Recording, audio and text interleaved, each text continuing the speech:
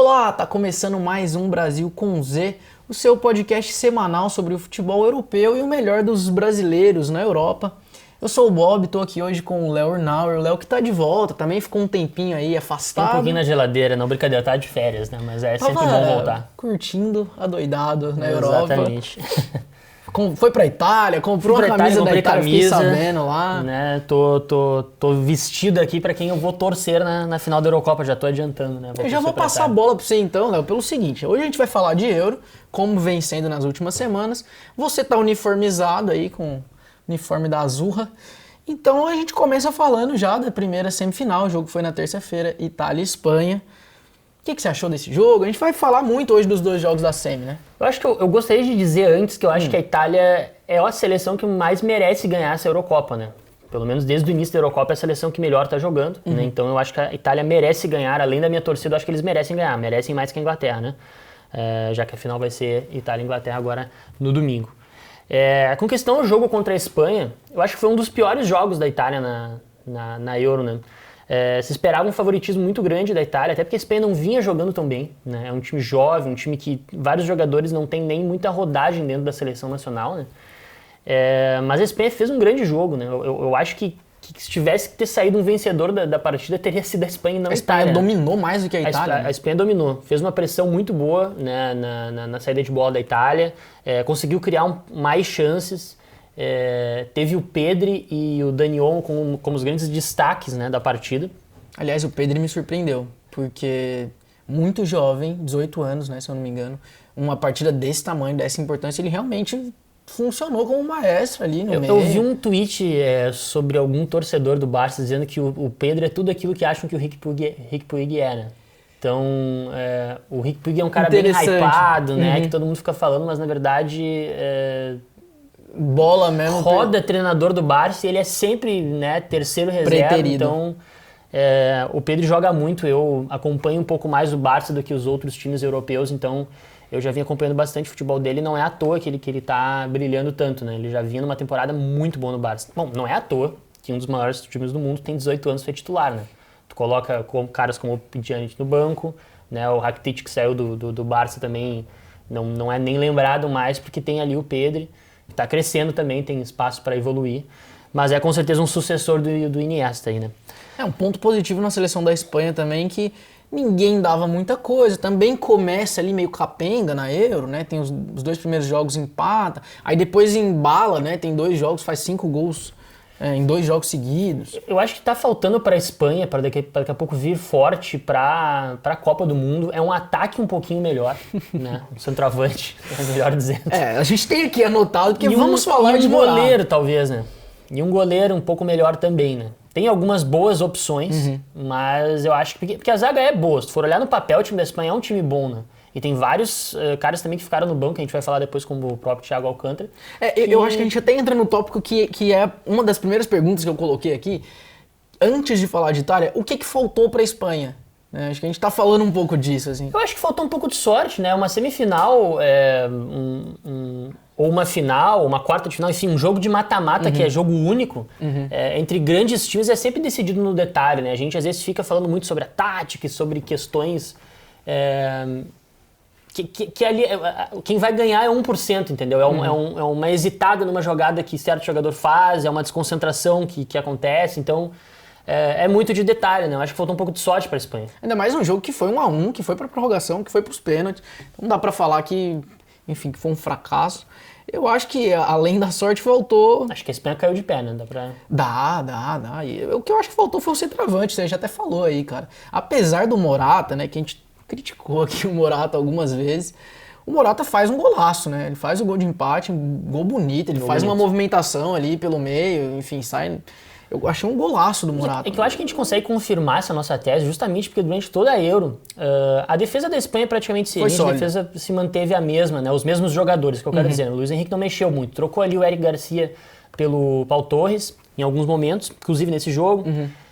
O meio de campo era o Busquets, que também fez uma grande Eurocopa. Ele não joga, acho que o primeiro e o segundo, que ele ainda estava recuperando de Covid. Exato. Depois mas ele... assim, o jogo dele contra a Itália assim, foi um recital. O que esse cara joga, o que esse cara tem que ser elogiado. Ele é um dos maiores meio-campistas dos últimos anos e pouca gente se fala dele. Né? Desculpa te interromper, Léo, porque eu queria fazer uma crítica ao nosso grandiosíssimo Galvão Bueno, do qual sou fã, mas fiquei sabendo que na transmissão pela TV Globo, estão aqui criticando nosso colega de trabalho, mas o Busquets tentou dar um passe de letra, e aí o digníssimo Galvão Bueno falou pra ele não fazer isso, porque ele não sabe.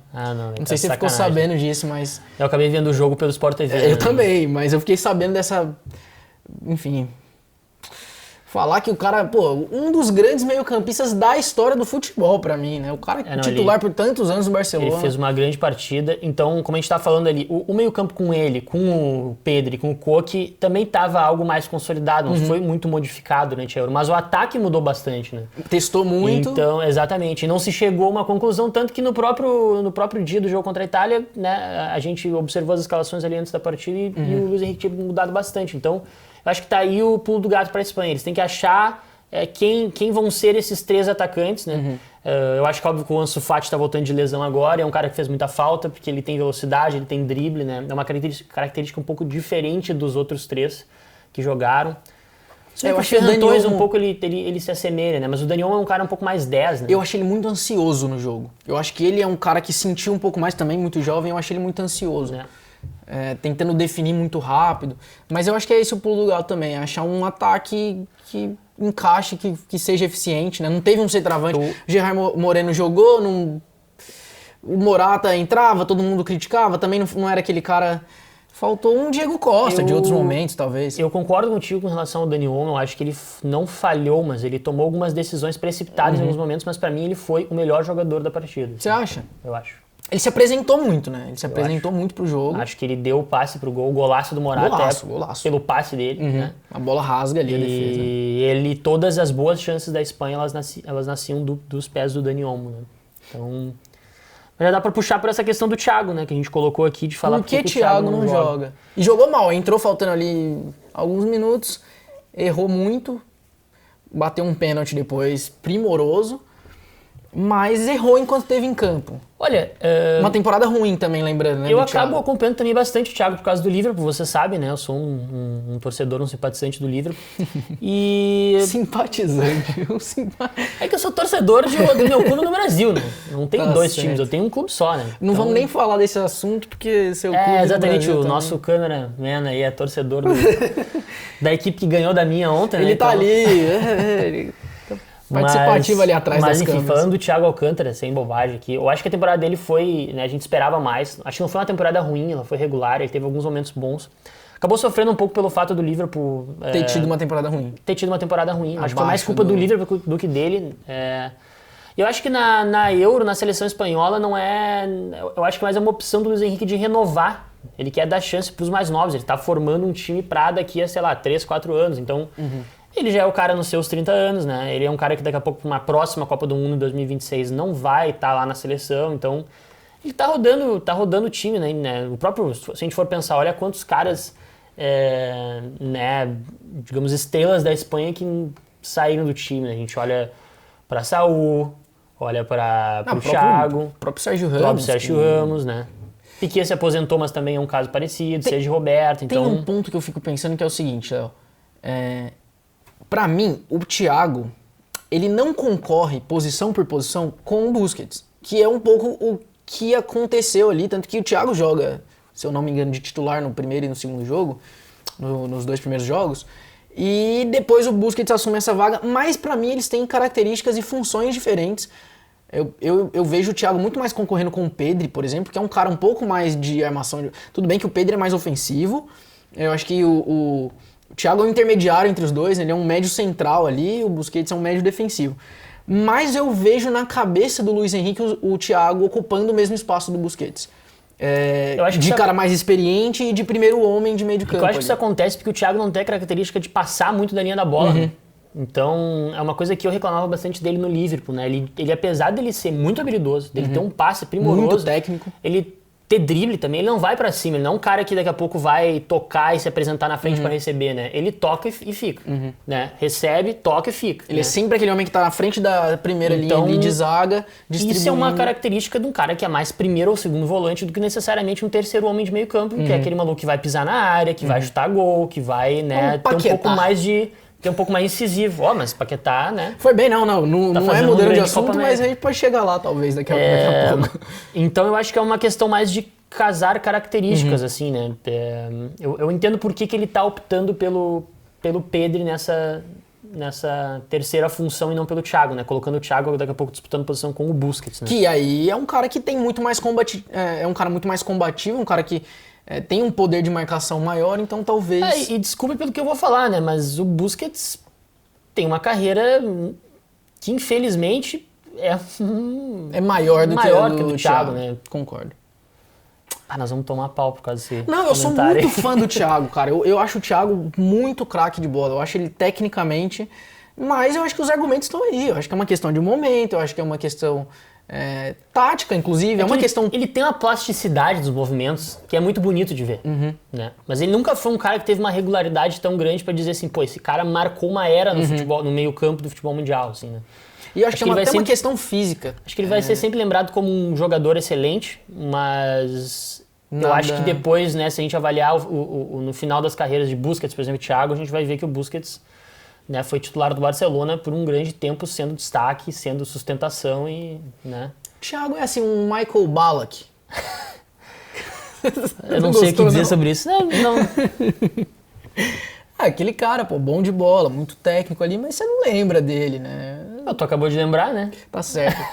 Então o Thiago será lembrado. Bom, vamos mudar pra Itália, então. Vamos mudar pra Itália, até porque a gente sempre destaca aqui que no Brasil com Z a gente fala muito dos brasileiros que jogam na Europa. E desde o começo da Euro a gente estava destacando os brasileiros naturalizados que iam jogar. E a Itália, a seleção com mais brasileiros, são 3. O Emerson, lateral, o Tolói, o príncipe da raça, o Tolói, e o Jorginho. Então vamos falar dos 3, porque os 3 jogaram. A gente fala da Itália e dá destaque aqui para os brasileiros. Inclusive o Emerson começa como titular depois da lesão. Como a gente estava falando, a Itália não fez a sua melhor partida na Euro, né? Acho que teve dificuldades, principalmente para sair jogando. Não gostei muito da saída de bola do Chiellini, por exemplo. Quando ele estava sendo pressionado, estava errando muitos passes. Mas camisa pesa, né? Como a gente diz. A camisa, ela pesa. Né? Então eu acho que esse jogo foi bem característico do que é a seleção italiana. Uma seleção sanguínea, que cresce nos momentos importantes e que sempre quando a gente duvida vai lá e chega. Né? Foi assim, por exemplo, em 2006, em 82 também, né? Eu pareço um velho falando aqui, né? Mas, enfim, é uma característica da seleção italiana, né? Eles são muito aguerridos, assim, então eles sabem sofrer, né? O pessoal gosta de usar esse termo no futebol. Então, apesar de não ter sido a grande partida da equipe na Euro, acho que eles conseguiram se superar, né? Eu gostei das atuações, para depois a gente passar a falar dos brasileiros, né? Acho que o Donnarumma foi excelente, muito óbvio. bem. Aliás, impressionante, porque, cara, muito novo o Donnarumma, né? Pra um goleiro, assim... Ele tem uns 19 anos já há 5 anos, né? Exato. Não, ele tá nos 23, eu até confirmei. Eu falei, cara, porque eu lembro que ele estreou com 18, 19, todo mundo se impressionava, mas ele é muito seguro, muito maduro, cara. Não, ele é um grande goleiro, né? Então, ele, pra mim, foi um dos destaques da Itália. Acho que o Insigne foi muito bem. Muito boa a Eurocopa do Insigne, na verdade. Exato. Né? Acho que o Chiesa tava um pouco mal na partida, mas marcou um golaço, né? Que é o que importa, né? Acho que atacante é isso, assim, a gente pode ficar criticando, pode ficar dizendo, o cara errou muito, errou passe, errou gol, mas se ele faz o gol... Morata fez gol, você criticou ele. Eu não critiquei o Morata. Eu critiquei. Que ele errou o pênalti depois, aí... Daí não adiantou muito, né? Mas acho que o Chiesa foi bem, Immobile muito mal. Acho que é o pior jogador do time titular da Itália nessa Eurocopa. Talvez a única, né, até decepção da Itália até aqui. E dos 3 meio-campistas ali também eu acho que foram bem, mas também não tiveram suas melhores partidas, né? Acho que dos 3, assim, eu gostei mais do Jorginho. E também acabou fazendo, né, o pênalti final ali, muito deixei elegância. por último essa aqui pra gente ficar uns 2 minutinhos falando do pênalti dele. Eu queria Quem destacar bate melhor pênalti, Jorginho ou Neymar? Isso é uma boa enquete, né? O que vocês acham aí, pessoal? Ou o Edenilson, né? O Edenilson... É complicado um cara desse.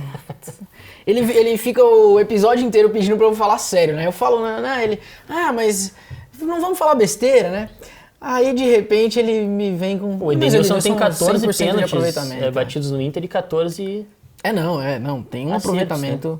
Esses dias soltaram lá os 3 melhores cobradores do Brasil. O estilo deles de cobrar é um pouco parecido no sentido que eles ficam esperando o movimento do goleiro, né? O olho no goleiro o tempo todo, e aí de repente quando percebe aquela... O Jorginho teve alguns jogos no Chelsea que ele acabou perdendo uns pênaltis seguidos, assim. Um até contra o Liverpool, que o Alisson pegou. Foi no primeiro turno da Premier League. Então, o pessoal tava criticando um pouco os pênaltis dele, mas ele se ajeitou e... tava aprimorando, tava no processo. E aquela batida dele, né, contra a Espanha foi sensacional. E a última cobrança, né? Acho que tem um peso a mais. Eu queria destacar o seguinte, eu até prometo que a gente volta a falar do pênalti do Jorginho, mas eu queria destacar justamente o que a gente colocou como talvez uma deficiência da Espanha, que pra mim é o grande destaque da Itália, que é um ataque muito eficiente e que assim, a gente não tá acostumado a ver seleções italianas com essa característica, né? Acho que a gente falou até aqui nos episódios anteriores sobre esse momento de reconstrução da Itália. Todo mundo fala muito sobre renovação e, enfim, é um processo que a Espanha passa por uma renovação em termos de nomes, né? Tem muitos jogadores jovens, enfim. Mas tem um estilo de jogo que se mantém, né? O Luiz Henrique ainda mantém aquele estilo de jogo da Espanha campeã do mundo em 2010, que é um estilo de posse de bola, enfim, né? Implementado ali o Barcelona de Guardiola. A Itália não, a Itália muda um pouco o estilo de jogo para um time que tem mais... a palavra da moda agora, né? Que propõe jogo, né? Um time que ronda ali a intermediária ofensiva. Não aconteceu isso no jogo contra a Espanha. Muito se perguntou, o jogo dessas duas seleções ele vai se encaixar? E aí até vi muita gente falando que não se encaixava porque eram dois times ofensivos que gostavam de ter a posse. A Espanha acaba tendo a posse, mas o ataque da Itália funciona, que foi o que funcionou durante a Euro. Eu acho que a Itália ela ficou muito incomodada por não ter a posse no jogo, né? Porque o que aconteceu? O que foi a tônica da partida? A Itália saía com a bola, a Espanha marcava muito em cima, muito alto, né?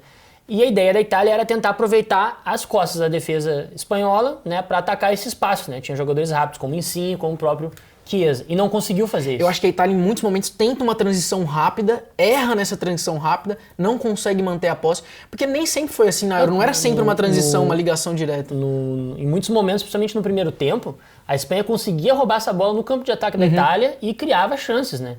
Então, óbvio, o gol da Itália acabou saindo numa transição rápida, né? O Donnarumma pega a bola, toca pro Barella, Barella pro Insigne, dá confusão lá, o Chiesa mete o gol. Então, eu acho que a Itália ficou muito incomodada, mas é uma seleção, eu acho que é isso que é importante a gente também frisar em grandes times de futebol, mas que sabe jogar em diferentes contextos, né? Tem a bola, sabe jogar, precisa recuar e daqui a pouco jogar mais um contra-ataque também sabe fazer, né? Então... eu acho que foi um desafio importante para a Itália crescer na competição, porque talvez isso aconteça também no jogo contra a Inglaterra. Então, eu acho que o que vai ter que ser corrigido para essa partida é tentar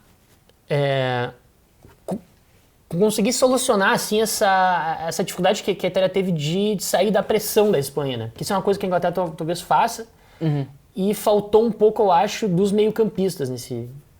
Você achou que faltou o Verratti um pouco? Acho que faltou um pouco do Verratti, acho que o Jorginho até foi bem nesse estilo, mas também não fez suas melhores partidas.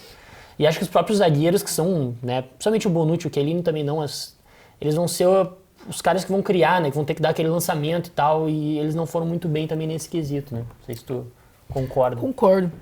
Gostou do Emerson? Emerson que foi titular. Foi muito bem, Eu achei muito bem, achei que todas as vezes que ele subiu, ele deu opção. Inclusive tem um lance no primeiro tempo que o Insigne tenta achar um passe no meio, no Immobile, e o Emerson passando sozinho. Uma bola que ele chuta cruzado, a bola sai meio estranha, mascada, bate na trave. Eu achei que ele foi muito bem, me surpreendeu, inclusive. E a imprensa italiana elogiou muito a partida dele, né? Porque o Spinazzola vinha sendo o melhor lateral esquerdo da Euro, né? Então era um desafio grande pro Emerson. Foi um lamento, na verdade, quando ele se lesionou, né? Cara de muita potência, né? Conseguia sustentar a linha de defesa, ia à frente, né? Chegava bem, então conseguiu pegar um pouco de confiança durante a partida, né? Ele foi muito bem. Eu gostei também. Então tá, e aí tivemos Tolói, o príncipe da raça.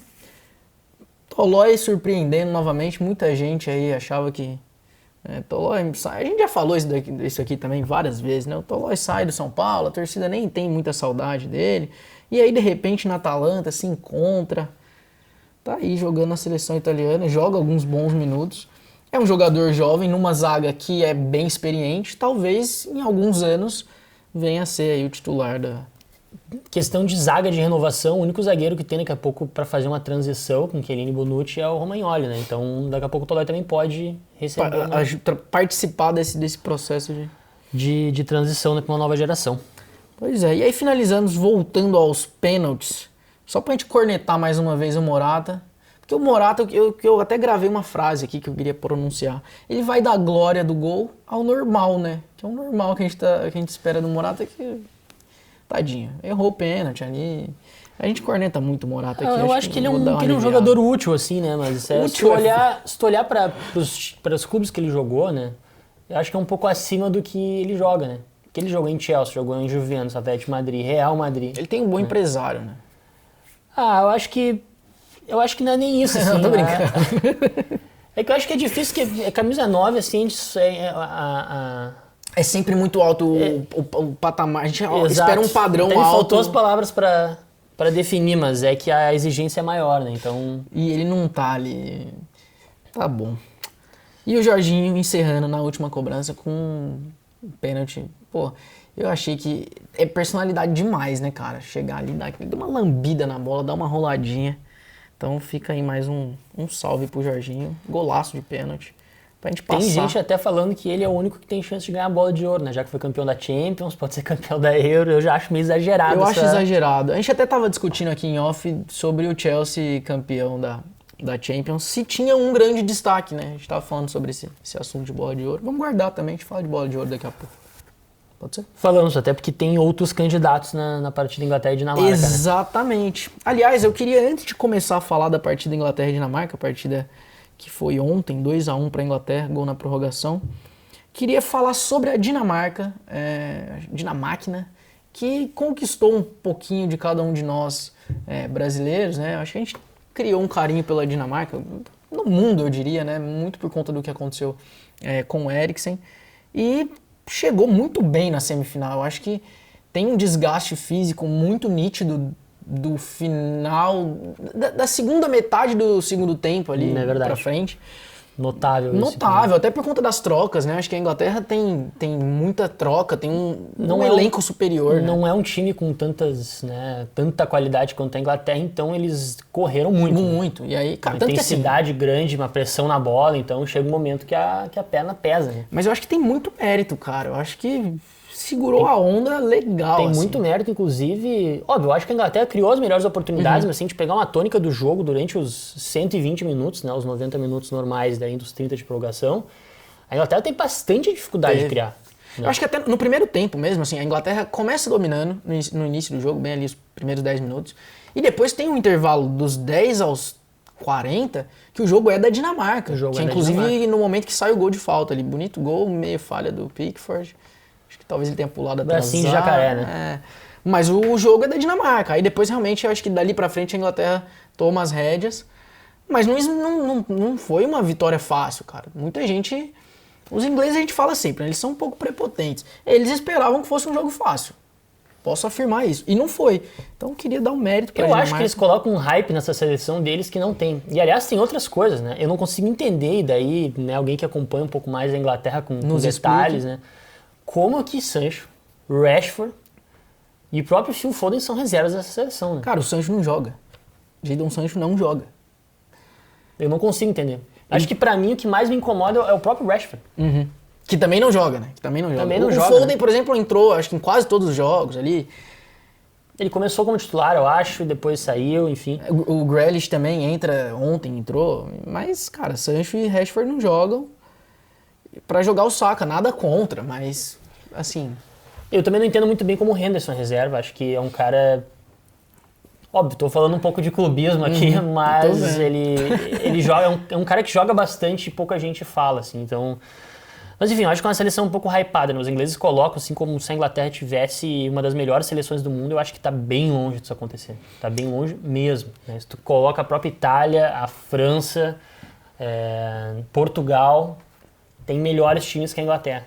Eu vejo a Itália, pelo que foi na competição, é o que você falou lá no comecinho, eu vejo a Itália chegando, eu não digo com favoritismo, a gente até pode, né, depois fazer as previsões bonitinho aqui, como chega cada seleção, mas eu vejo a Itália chegando um passinho à frente desse time da Inglaterra, que, cara, não sei, pra mim tem alguma coisa que não encaixa. Eu não sei se eu sou tão fã assim do trabalho do Southgate.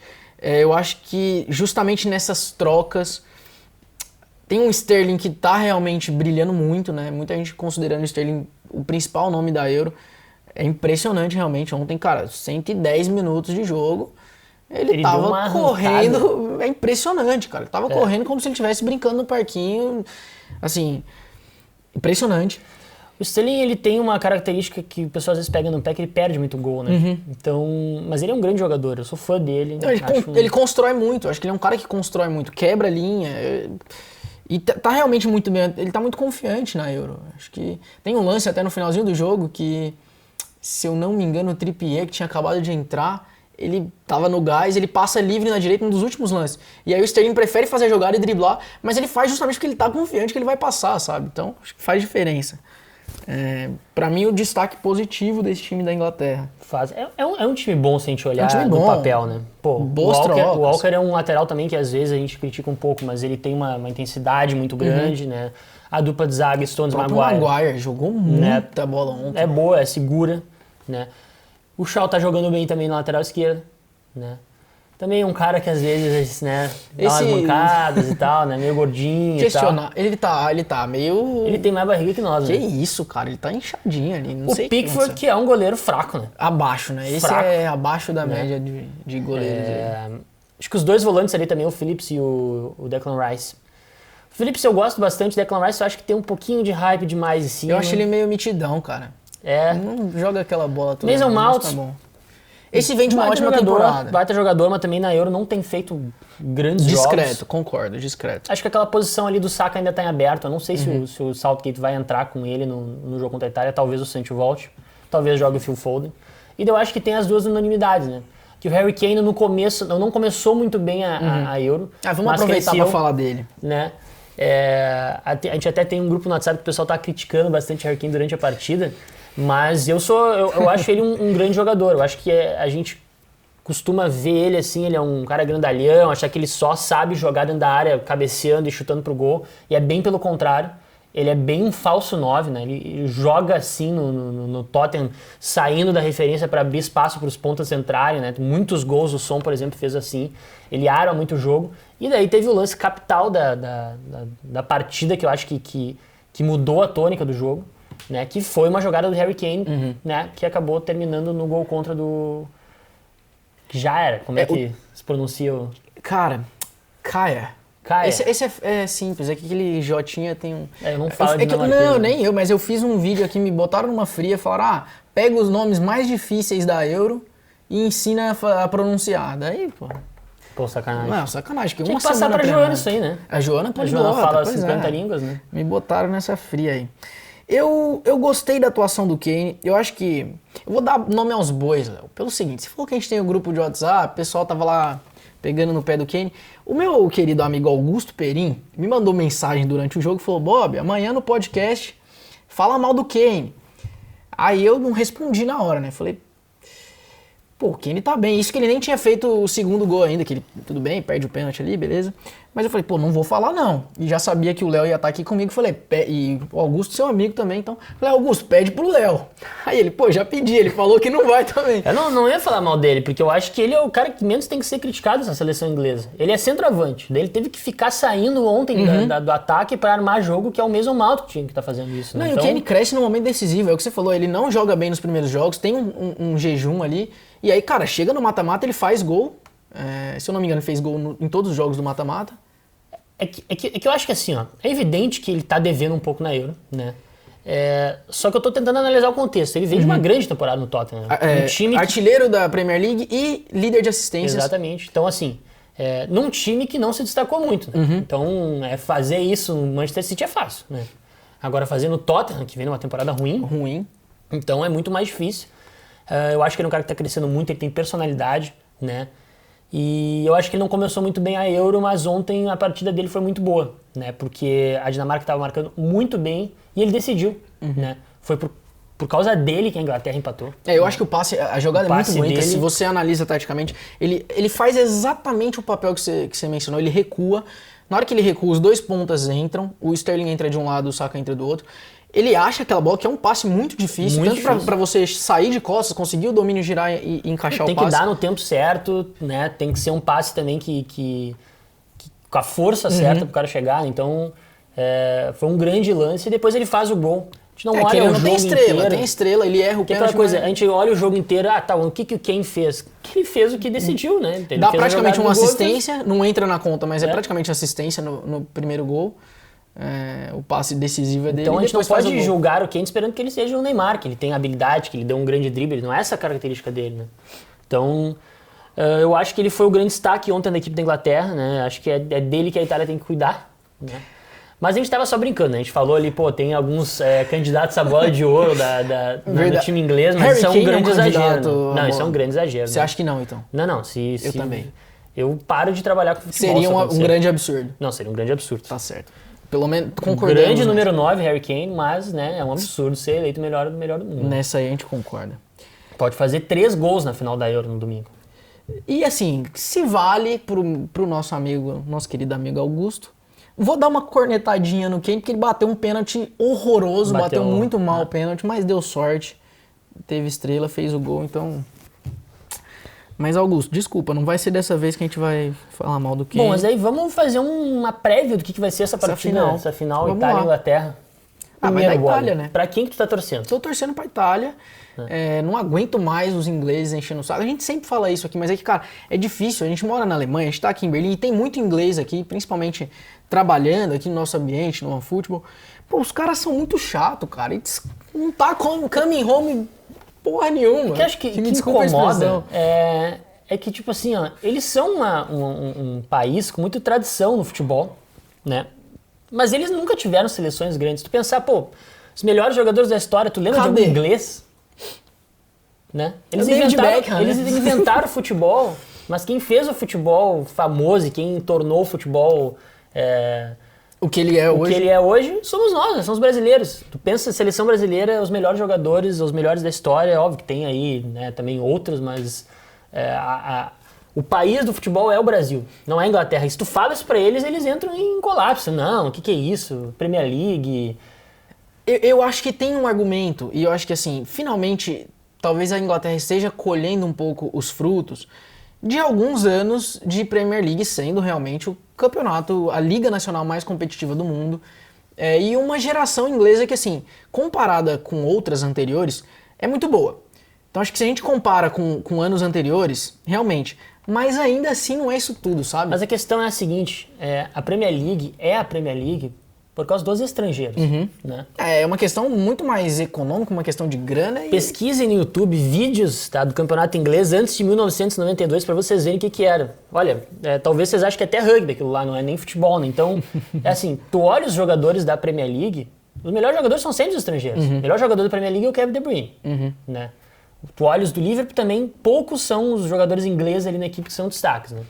Mas tem um processo, eu acho que, querendo ou não, assim, a gente olha para uma seleção inglesa hoje que não depois de tantos anos, não é mais uma seleção que, cara, só tem vigor físico, só chuveirinho na área. Mas eu acho que também não é nada demais, assim, essa aqui é a minha opinião, entendeu? Você tá muito torcedor, você tá muito confiante na sua Itália, qual que vai ser o placar? Eu não tô confiante, eu acho que a Inglaterra tem bastante chance de levar, porque tá jogando em casa, né? Aliás, era um fator que eu tinha colocado aqui.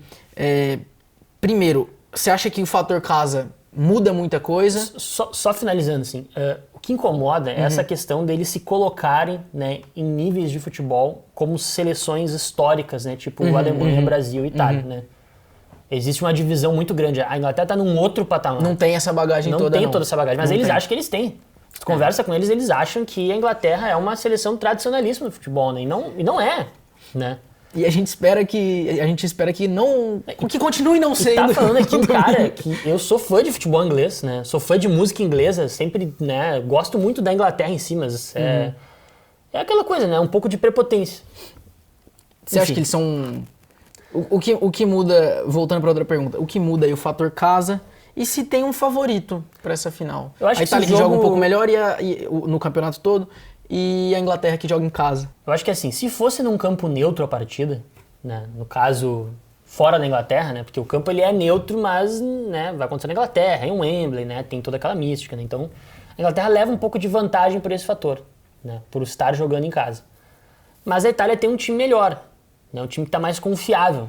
Acho que o time não é nem melhor no individual, porque eu acho que se tu analisar nome a nome, talvez as seleções se equivalam, né? Mas... vem melhor, considerando o contexto, né? do... Acho que vem melhor, faz uma Euro melhor. Então acho você acha que todo mundo iguala? aponta isso. Iguala ou a Itália chega realmente um pouquinho na frente? Cara, eu acho que iguala. Não tem como iguala. dizer. Até porque, assim, a gente vê os momentos finais do jogo de ontem e realmente foi emocionante, cara. Eu achei muito emocionante, mesmo não tendo aquele apreço todo pelos ingleses e tal. Você vê no final eles comemorando ali, a galera cantando junto. Eu acho que, aliás, um outro ponto positivo, foi legal ver finalmente torcida de novo nos estádios, né? Exato. Então, esperando que seja um grande jogo. Porém, assim, cara, eu acho que a seleção inglesa merece um título desse, né? Eles realmente merecem, né? E os torcedores também merecem, né? Mas a questão só é o que a gente vai ter que aguentar depois. Exatamente. Isso, eu vou pronunciar aquela frase. Tem um ilustríssimo colega nosso que falou que seria o fim do mundo se a gente tivesse nesse fim de semana a Argentina campeã da Copa América no Brasil e Inglaterra campeã da Euro. Seria realmente o fim do mundo, né?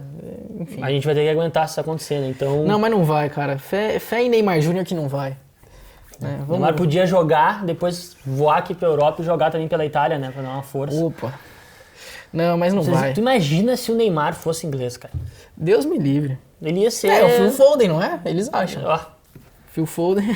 Olha, eu espero que alguém nunca me faça essa comparação na vida aí, porque senão a gente vai ter problema. Tá. Então, bom, vamos na torcida pela Itália. Eu acredito que 1-0. Você quer dar um palpite aí? Coloca a mão no fogo aí. 2-1 pra Itália. Tá bom. É melhor que 1-0. 2-1 é mais emocionante. Acho que vai ser gol de algum dos zagueiros no escanteio. Chiellini tá merecendo. E depois... Immobile, pô, um golaço fora da área. Não. Depois o Chiesa em contra-ataque também. Tá certo. Né, vai colocar o Pickford no chão. Tá bom. Prorrogação ou não? Vai empatar? Porque, detalhe, hein? Tô só nos números hoje. 14 jogos de mata-mata nessa Euro, metade foram pra prorrogação. Muito equilibrado. Vai ser um jogo decidido no detalhe, né? É meio chovendo molhado dizer isso, Gostei, mas é que é final, né, cara? Final é decidida... O pessoal fica... Às vezes a gente fica esperando grandes jogos em final, mas final é um jogo muito tenso. A chance maior é de ser o contrário, né? De ser um jogo mais aquela truncado. Coisa de né... Coração na ponta da chuteira, então... Concordo. Qual foi a última final, grande final que a gente viu com jogo, né? Aberto, vários gols, É complicado, faz bastante tempo, né? A gente reclamou da final da Euro, né? Bom, tomara que da final da Champions. A final da Champions, desculpa. Né? Nos últimos 2 anos, me confundi. Não vamos reclamar da final da Euro, porque ela ainda tá pra acontecer. Esperamos que seja um grande jogo. Então tá, vamos, pra gente encerrar, a gente falou muito aqui, cara. Às vezes eu acho que não tem assunto, mas aí o negócio começa... Tem muitos assuntos. Vamos fazer um melhores e piores aí dessa... Eu vou te falar que eu vou no freestyle total aqui, porque eu não anotei, não tem meus melhores e piores. Não tem, então tá. Melhores e piores dessa... Quem foi o teu pior? Começa pelo pior, né? O pior, cara...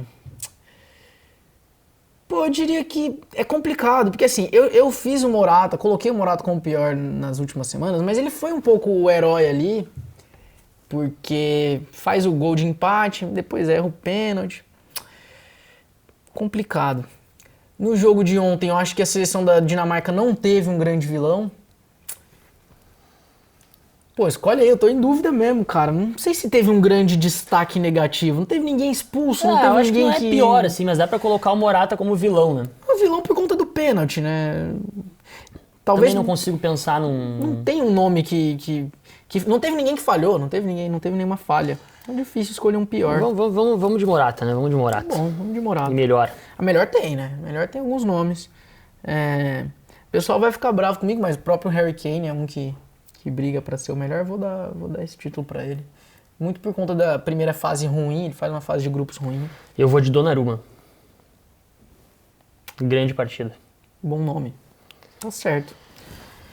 Bom, vamos fechar falando de bola de ouro. Vamos. Essa Euro muda alguma coisa, Léo?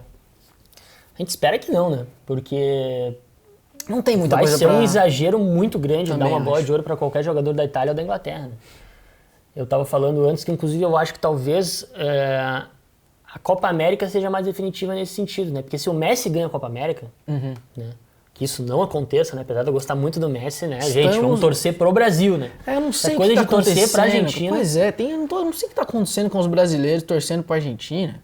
Não. Que isso, mano. Gosto muito do Messi, mas contra o Brasil, mas acho não. que se a Argentina for campeã da Copa América, né? Ele fez uma temporada... Sim, o ano de 2020 dele não foi bom, né? O começo da temporada 2020-2021. Mas o 2021 dele, a partir de janeiro, quando o Barcelona se acertou, foi campeão da Copa do Rei, foi excelente, né? Talvez ele até saia na frente por conta disso. Né? Acabou não terminando com o título do Campeonato Espanhol, mas porque, né, também ele não pode fazer tudo. Mas enfim, eu acho que o Messi ele tá um pouquinho na frente, né? Um leve passo junto com o Lewandowski. O Neymar, a gente esperava que tivesse também, mas acabou que o PSG não ganhou nem o Campeonato Francês. Nem mais uma temporada irregular. E aí eu acho também. que se o Messi consegue esse título da Copa América que tá faltando no currículo dele, vai ser um boost, assim, que chama a atenção. Pra ele ganhar a bola de ouro, né? Então aí vai depender muito do início da temporada europeia, né? Quem tiver bem, quem fazer mais gols. Né? Cara, que eu acho que é uma temporada que não teve nenhuma unanimidade, né? Pela primeira vez, assim, em relação à bola de ouro. Eu acho que o De Bruyne seria eleito se o City tivesse sido campeão da Champions, né? É complicado. O próprio Lewandowski, que como você bem colocou, corre um pouco junto com o Messi, faz uma temporada muito boa pelo Bayern quando você pensa na Bundesliga, quebra recordes, enfim. Mas na fase decisiva de Champions League tá machucado e não joga. Então não teve aquele time que foi muito... Não teve um time que foi muito superior essa temporada. Você vê... uma Premier League que quem vence é o City, e aí uma Champions que quem vence é o Chelsea. Não teve ninguém que dominou e os principais jogadores de cada um dos clubes, eles não tiveram tanta regularidade, o próprio De Bruyne, né? Ele não é um cara tão decisivo assim na Champions. Então não teve aquele cara que foi... Ele foi muito bem, mas ele é um cara que se machuca muito, né? Então, na própria final. Então é complicado realmente. Eu diria que Messi e Leva estão brigando ali um pouco mais na frente e realmente talvez a final da Copa América... Eu acho que daí o Neymar corre um pouquinho por fora. Se o Brasil for campeão da Copa América, ele jogar bem a final e começar a temporada 2021-2022 voando... Pode ser. É a chance dele. A chance é dele, né? Mas tá bem aberto, né? Pois é. Tá. Coloquem quem vocês acham que pode levar aí a bola de ouro, né? Quem que são os favoritos, né? E de novo, vamos torcer pro Brasil, gente. Pelo amor de Deus. Parar com isso de brasileiro... A gente fez esses dias lá previsões pra Copa do Mundo do ano que vem. E aí eu fui lá e falei, cara, vamos torcer pro Brasil na Copa do ano que vem. O Hexa vem. Aí a gente veio falar aí que, não é possível que vocês estão acreditando nessa seleção do Brasil. Mas gente, assim, convenhamos, né? A gente tá falando da nossa seleção, mas o que são as seleções europeias também? Exato, cara. Não tem bicho papão, não tem essa. Eu acho que tirando, assim, Portugal, que realmente vem com uma geração muito boa, né? E tem o Cristiano Ronaldo. E a França... Que realmente no papel tá muito à frente. Não tem nenhuma seleção melhor que o do Brasil. O Brasil muito... A gente nem ia falar de Copa América, mas estamos acabando entrando um pouquinho. O Brasil uma defesa muito sólida, muito consistente. Então, cara... O Brasil tem, acho que assim, 5 nomes que são melhores em suas posições no mundo, assim, né? Que é o Alisson, tem o Ederson também. O próprio Ederson. O Marquinhos e o Thiago Silva na zaga. Casemiro e Fabinho, né? Que infelizmente jogam na mesma posição. Tá aí talvez um desafio pro Tite de conseguir colocar os dois, né? E o Neymar, né? Tá faltando pra gente um ataque um pouco... Se o Brasil tivesse um centroavante, um cara realmente... que fizesse jus aos centroavantes que a seleção brasileira já teve. E um terceiro homem de meio, que hoje é a função do Paquetá, que inclusive vem muito bem na Copa América, que fosse realmente um cara que tivesse jogando... Cara, imagina um De Bruyne, óbvio que aí também mas imagina um De Bruyne como esse terceiro homem de meio e um centroavante. O Brasil seria disparado a melhor seleção do mundo. Concordo contigo. Incomparável com qualquer outro. Concordo contigo, né? E daí tem alguns nomes que a gente pode especular que cresçam e possam ser alçados a esses caras. O próprio Paquetá, Bruno Guimarães. Eu acho que o Paquetá é um cara que vem muito bem, eu sempre gostei muito dele. No Milan, o pessoal não conseguia entender muito bem o que é a função dele, né? Porque ele é um cara que joga de frente pro gol, né? Eu fico indignado quando eu vejo ele jogando aberto na ponta ou jogando de costa. Ele é um cara que ele é um segundo volante, né? Mais do que necessariamente um meio atacante. Então, tem uma jogada que ele fez com o Neymar que rodou a internet e tal. Um toquinho de letra e, pô... Ele é um cara que tem que estar de frente pro gol, tem que ter liberdade de posicionamento, entendeu? Ele tem que estar interagindo com o pessoal da frente, mas de uma maneira mais livre, né? Também acho. Então, eu acho que é muito bom a gente ver o Paquetá crescendo, eu sempre falei muito bem dele. Não tem nenhuma relação com o Flamengo ou nada, antes que vocês me digam, né? Bem pelo contrário. Mas eu sempre gostei muito do futebol dele, né? Sempre coloquei muita fé no Paquetá, porque ele é um cara que a gente gosta de falar de jogador moderno. Ele corre, ele tem habilidade, Ele é bom, não assim, excelente marcando, mas ele é um cara que Tem é um certo combativo, né? vigor. Acho que essa que é a palavra. Vai bem de cabeça, né? Chuta bem no gol, tem feito gols aí pela seleção, então ele tem grande potencial, né? Ele tem que confirmar todas essas expectativas. Agora ele, né, com essa temporada boa no Lyon, acho que ele tá com um pouco mais de confiança, né? Então, tomara que o Paquetá consiga ser esse cara, né? Acho que tá mais em aberto a questão do ataque, porque todos esses atacantes que nós temos Nenhum é o cara. são né? bons, assim, mas, né? Firmino, Gabriel Jesus e Richarlison. Oscilando demais. A camisa 9, ela pesa, né? Pesa. Então, Vamos fazer o seguinte, já que a gente até entrou no assunto de Copa América, pra fechar, palpite pra final, a gente solta um palpite direto na lata e encerra o episódio. 3-0 Brasil. Tá bom. Ganhar é bom, mas ganhar da Argentina... É bom demais. 3-0 Brasil. 3-1. 2 de Neymar Júnior e 1 do Paquetá em sua homenagem. Tá certo? Tá certo. Então tá bom, finalizamos. Vamos torcer pro Brasil, vamos torcer pra Itália. Semana que vem a gente volta falando um pouquinho de como foi cada um dos jogos. Agradeço mais uma vez pela audiência. Ficamos por aqui. Valeu.